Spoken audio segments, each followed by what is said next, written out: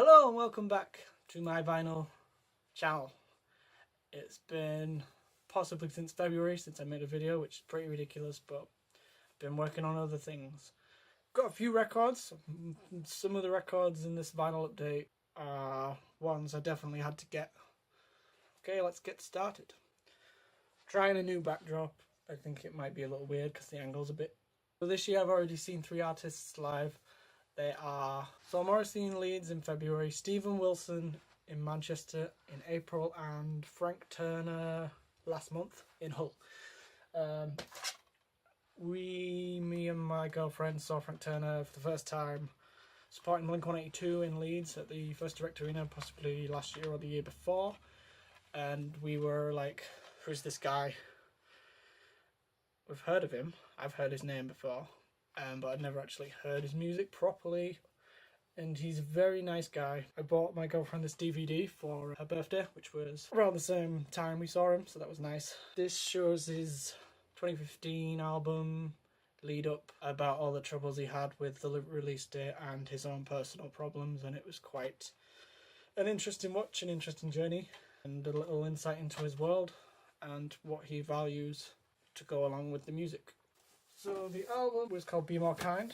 It reached number 2 in the UK charts, I think. Second to that musical with Hugh Jackman. It's called The Greatest Showman with Zac Efron in as well. It was alright. It was okay. It was good. So Be More Kind, which is a message we all could help the world. There's also a song called Little Changes on this album, which is about his experience with CBT therapy and how you can make little changes to your life rather than looking at the bigger picture and being like, ugh. So there's quite a bit of politics on this album, but they're all nice pop. They're all nice singer-songwriter English pop. A song in here called Make America Great Again, which is about being compassion, bringing compassion in fashion again, and making racists ashamed again. And I think that is an excellent message to put out in 2018, and this album is very positive. It really brings the light in these dark times. I'm not sure what hardcore Frank Turner fans think of this, but I think in general, if you just go into it with no preconceptions of what he's done before, I think it's good. Yes. So I also saw Stephen Wilson on the last date of his tour, the Byrne tour. The last date was Manchester at Bridgewater Hall, and it was like the B set list, so he missed out on a few things, but I've seen him before, so I'm okay with that. There was some hidden gems and some nice moments. Richard Barbieri from Porcupine Tree was there. He opened the set with a 30-minute set of his solo album. And then Stephen Wilson came on. They did the classic Porcupine Tree song, Buying New Soul. I think Buying New Soul is a Lightbulb Sun era song. It was on the compilation recordings, which I still don't have. That's one I'm missing from the Porcupine Tree collection. Speaking of Porcupine Tree, finally, after all these years, something that I've wished was reissued since I started collecting, and probably as people have been waiting for this since prices went up. For the originals on blue, red and black vinyl from 2005 are in the £300 mark plus whatever. It's like, I just want to listen to the music, you know? I don't want to have to throw that much money down. I just want to hear it on vinyl, you know, with that warmth. So this is the K-Scope 2018 reissue. This has been remastered by Stephen Wilson. My version's on clear vinyl. I'm sure this sold out very quickly on Byrne and Shed. But if you don't know who Porcupine Tree are, this album has the perfect song to start with if you have a general grasp of good music. The song is Lazarus. It's possibly the most beautiful song he has. It's possibly one of the most beautiful songs he's ever made. And I think on one of my other channels, the music channel, I will post a cover of Lazarus. at some point. We will see. If I do, I'll probably link it in this video, just to connect everything together. I wonder if this artwork is exclusive to this reissue. I think they yeah. I'm sure they've changed the gatefold. You get all the bonus tracks. Half-Light is a real emotional, warm bed of sound, and these fragile vocal and like falsetto. It's been so long, years have gone since I belonged, and it's just live on the anesthetized DVD. It's very moving. For me, you might think differently. If so, let me know. He was playing Arriving Somewhere, but not here on the tour that I was seeing, but he was playing the B set, which is like songs he wouldn't be playing in the main set, and that was one of them, so I missed out on Arriving Somewhere, but not here, unfortunately. But still, an explosive show. They had these animations projected onto the curtain this time with dancing, and Stephen talked a lot, which is nice, because I don't know about you, but I like it when artists talk to the audience like they're just chilling out, you know, like they're just in the room with you. And it creates like a nice atmosphere. It kind of calms. It creates this bond. It kind of tears down the barrier between the audience and the performer in a nice way. But some people are just like, no, shut up. Shut up, I just want to hear you play the hits. I don't want to hear you talk, etc. And that's kind of, I don't know. Each to their own, I guess. So yeah, that's been reissued. Also on the Stephen Wilson thing, it was Record Store Day, April.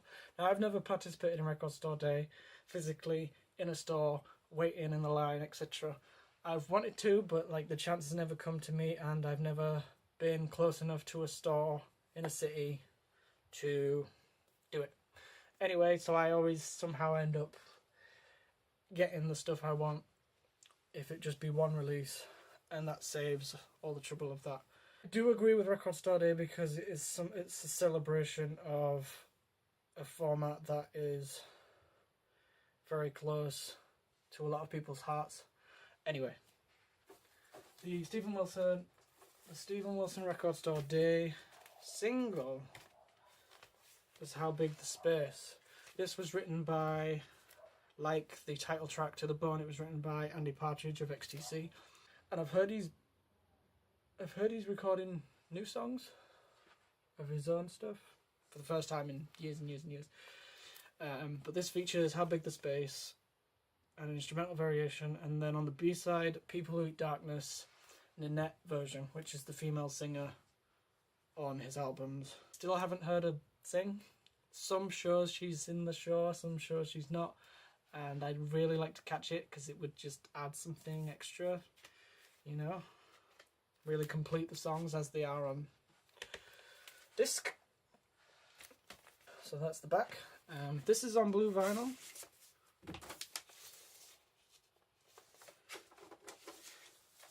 It's a good song, but I don't think I've fully digested it yet as a song. It's alright. I don't think it would fit on the album. I think that's why it's like this. So yeah. Last year my girlfriend got me into HAIM, the band, and her friend bought her this album, so I got to listen to it properly on vinyl. I like the singles. Little of Your Love and Want You Back are pretty obvious singles. There's a very Fleetwood Mac vibe on this at times with the singles, but I think more so with this one they're going into R&B, incorporating R&B, late 90s, early 2000s sounds, and it's kind of not for me. I'm not getting anything out of it, really. I might need to play this more to get it. Maybe. My favourite song by HAIM is The Wire, and that's kind of more rock. I was kind of hoping that HAIM would go more in that direction and not R&B stuff. pop. Speaking of pop, there's a fairly new band that came out last year. They have like 12 members in the band. That band is Superorganism. I think the sleeve glows in the dark. It's very strong cardboard. It feels kind of weird. So this band started on the internet, which is something I feel should be more common in 2018 with the power. So yeah, this band has members in various different countries, New Zealand, England. They hadn't even all met together when the first single hit, Something for Your Mind, which was featured on FIFA. And that song was okay, that song was catchy and stuff, but it wasn't till Everybody Wants to Be Famous that this band really got me. And I am going to see them some point this year in Leeds. They remind me very much of the Flaming Lips, and they've got many different sounds. They've got ocean sounds coming in, they've got glitches, they've got little bits. I watched a video on Tiny Desk concert things, and they're all spread out, and they've got all these different objects and apples and sounds that they make from the objects, and they could easily just, I'm sure, well, I'm not sure. I mean, other people would just patch that into a keyboard and then just press each sound individually and make it synthetic. But they actually recorded each and every sound towards the songs, and it was just amazing to watch. And I'm looking forward to seeing them live. Last but not least, I think in one of my other videos I mentioned David Byrne, and he was bringing out new music. He's known for Talking Heads. He put out American Utopia, and this is kind of like continuing that same feeling that Frank Turner's Be More Kind was continuing, and like the complete opposite of Roger Waters' last year. Is This the Life We Really Want? There was a real dirge, a real sadness, a real hate and anger towards the things that were happening in the world, and this and Frank Turner's are really bringing that positivity this year, and I hope that it is infectious. You got songs like Every Day is a Miracle. I'm surprised that's not a single, even though the lyrics are a little dodgy. But I think it's all part of the David Byrne charm. It can get a bit too much. Brian Eno's all over this album. Doing the Right Thing. That's a good song. There's a bit towards the end that's just like the best part of the album, where there's all these electronics going off and it's like just chaos. And Everybody's Coming to My House is still a catchy single. So, that's it for this vinyl update. Hopefully I'll do another one more often. Just talk about records, etc. It just takes a long time to get the inspiration to do this, because I'm not buying as many records as I was. It still has the magic. But that's me. Final update. Thank you. Thank you for watching. And I'll see you in the next one. Oh, also, I'm starting 2 new channels. It's a Yu-Gi-Oh! TCG video, which is not going to be for everyone, but I'm just plugging it there. Also, plan to do a little music with the music channel. Recorded a few covers and bits and bobs. I'm hoping to spread it out into something that's making little collages of sound, hopefully, alongside some acoustic guitar stuff. Just whatever, you know, just whatever. That's it for me. Thank you for watching. Bye.